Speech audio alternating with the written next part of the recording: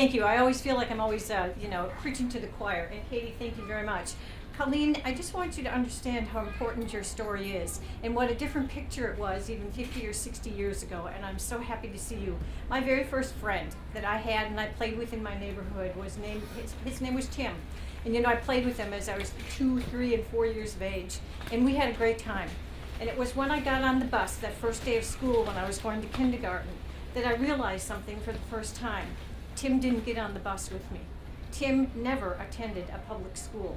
Tim had Down syndrome. This is in the 1950s. And there's absolutely no reason that he shouldn't have been in school along with me. Times have changed, and I'm so glad to see that and be able to share that with you. And I just want to thank each and every one of you for everything you do, because it makes such an incredible difference. Your stories are what makes the difference and what has been realized. And Colleen, you are the perfect example of what we want for every single child and every single person with or without a disability. I know that each and every one of you here are committed to making sure that individuals with disabilities do have the best life that they can.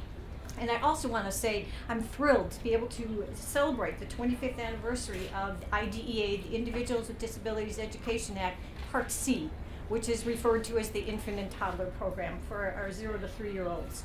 What we know, the chief state school officers wrote in their Transforming Education, this was the precursor to the standards, the Common Core standards that 47 states have signed on to.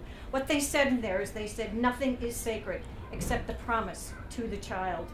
As we consider the anniversary of Part C, we know that we are doing our best to keep that promise, and we need to keep it alive.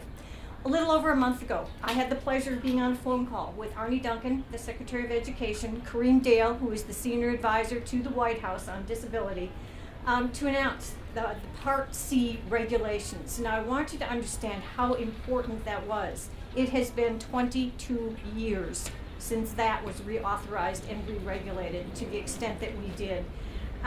It was great. And what we ensured within those regulations, that we have the administration's cradle to career goals that are very clearly addressed starting from birth on, that we reduce the burden, and we're hoping that we've increased flexibility to allow people who know what they're doing to do what they can and do it well. And that most importantly, that we have improved results for infants and toddlers with disabilities and their families. And I really and truly believe that we've done that. President Obama has said it very clearly. He said, unless we take action, unless we step up, there are countless children who will never realize their full talent and potential. I do not accept that future for them. What we know, when we take a look at the research and how important it is, no matter who it is, we've got kids who are growing up in different types of families. And Katie, you talked about it. We have so many more kids who need the services that are being provided so well here. We've got a child who's being raised in what's known as a professional family.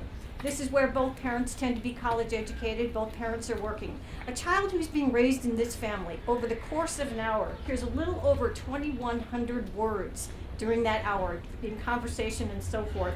That child also hears about 32 affirmatives, like nice job, I like the way you colored that. And the child hears about 5 prohibitions saying don't touch that wall socket. Very important. Then we've got the next child who's being raised in what's known as a working class family. This is where both parents tend to have a high school diploma, but both parents tend to be working 2 or 3 different jobs just to make ends meet. A child who's being raised in this type of a family hears a little over 1,200 words during the course of an hour.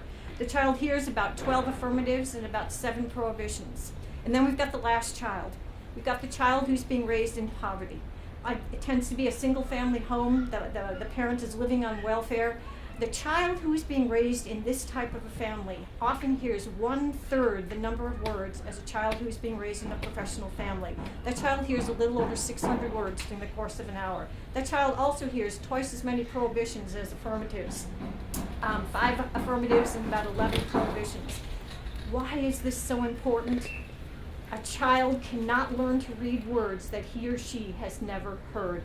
Language and literacy skills are the key indicator of whether a child will do well. We cannot afford to wait until they walk into that school door. Do you know how many kids walk in and don't even know how to hold a book up in the right way? We can't afford that, and we can't afford to wait. I also always take a look at a study that was done a number of years ago. And what they found when they took a look at kids whose disability in reading was first identified at 9 years of age, they found that 75% of those children who were first identified at 9 years of age and had a problem in reading continued to read in the lowest quintile during their middle and high school years. What we know is that a child does not choose to drop out overnight. A child determines that he or she is going to drop out over the course of time. I can tell you who the future dropouts are, and these are the kids who are not reading by 4th or 5th or 6th grade. And they tend to go into school, and as soon as they are not making the credits that they need to have, they are going to leave school. You know, there are a lot of studies that have shown over and over again the importance of early learning. The Abecedarian study, the high school preschool, the Title I, Chicago Child Parent Centers. The data are irrefutable about the results that we can obtain. In terms of the high school preschool, they followed 123 African American children for 27 years to determine whether their involvement and engagement in that preschool made any difference. What they found is that out of these 123 kids, at the age of 14, they had higher achievement than the kids who had not participated, 49% versus 15%, scoring at the 9th percentile or better. They had significantly higher intellectual performance, 64% versus 27%, with an IQ of 100 or more. A significantly higher level of schooling completed, 71% versus 54% completing 12th grade or higher. Significantly fewer arrests, and a lower percentage receiving social services, 59% versus 80%. And I'm glad to hear you talk about Nobel Prize winner Heckman. He has said it over and over again. He said early learning begets later problems.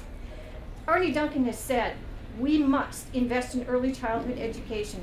Too many children show up for kindergarten already behind, and many never catch up. IDA Part C Services has taken this on and has shown some wonderful results over the course of the last few years. I want to share with you the results that we saw for Part C Services in 2009. When we took a look at the outcome measures, and there are 3 of them that I want to share with you. The first one is talking about positive social emotional skills.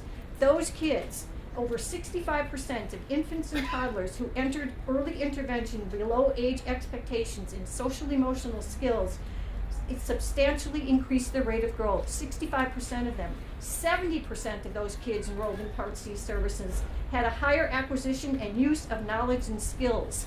And the last one is 70% of infants and toddlers who were served in Part C had the higher expectations of the use of appropriate behaviors. Those are pretty remarkable results when you think of 2/3 to 3/4 of the kids who had those services had better outcomes and were better prepared for kindergarten and for Part B 619 services.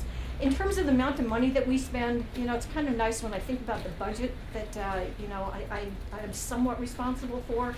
We spend $11.5 billion on services for students with disabilities when we talk about 3 through the age of 21. We have $373 million that we participate in terms of IDEA Part B. This is the 3 to 5-year-olds that we serve. And there's $250 million for Part D, the discretionary programs. And yes, as Katie has said, I have been extremely vocal about asking for and making sure that we get another $50 million for Part C. We know that we must do that.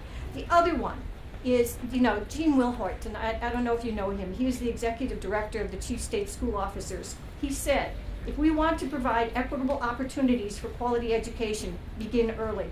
If we want to eliminate the achievement gap, begin early. If we want to eliminate failing schools, begin early. If we want to prepare all students for success in post-secondary education and employment, we must begin early. How has the administration stepped up to believe that we really believe in early learning? As part of Race to the Top, the amount of money, the $750 million that we had for this year, $500 million of it is being dedicated to the Early Learning Challenge Fund. Unprecedented in terms of the agency and the amount of money. The other dedicated funding source that we've seen is the Promised Neighborhoods, which really supports projects that significantly improve the educational developmental outcomes of children and youth within a community. 2 great programs.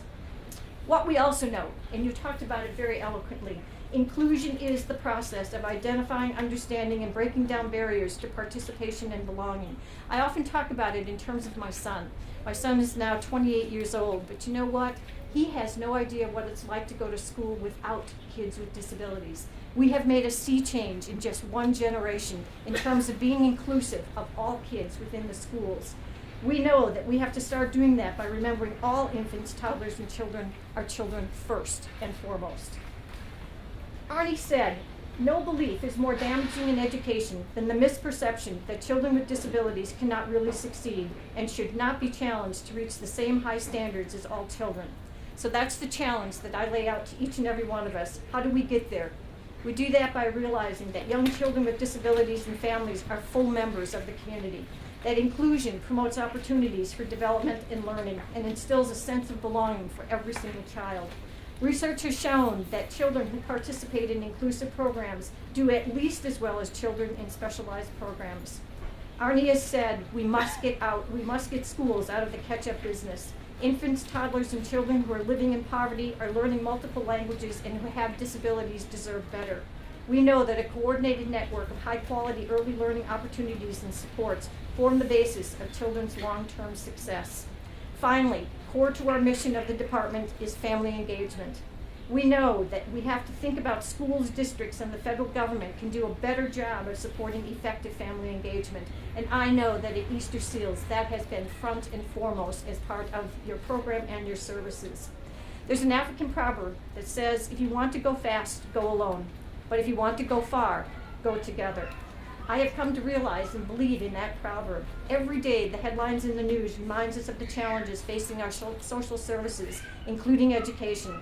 And the way I see it, the only way to solve these challenges and to continue to improve the services we provide to individuals with disabilities is to work together. Collaboration is the name of the game. Collaboration takes time, but boy, the benefits really pay off. By continuing to work together, we can keep this promise to our youth. And thank you again for everything that you do.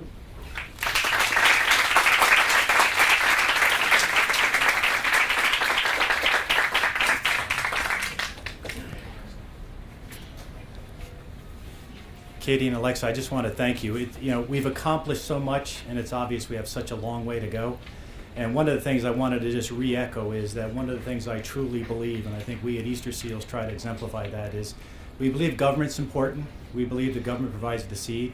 But I think really where the money and where the real activity happens is in public-private partnerships, where communities, foundations, people, families, and individuals come together as a family and sustain that seed money that government might have helped start a new program.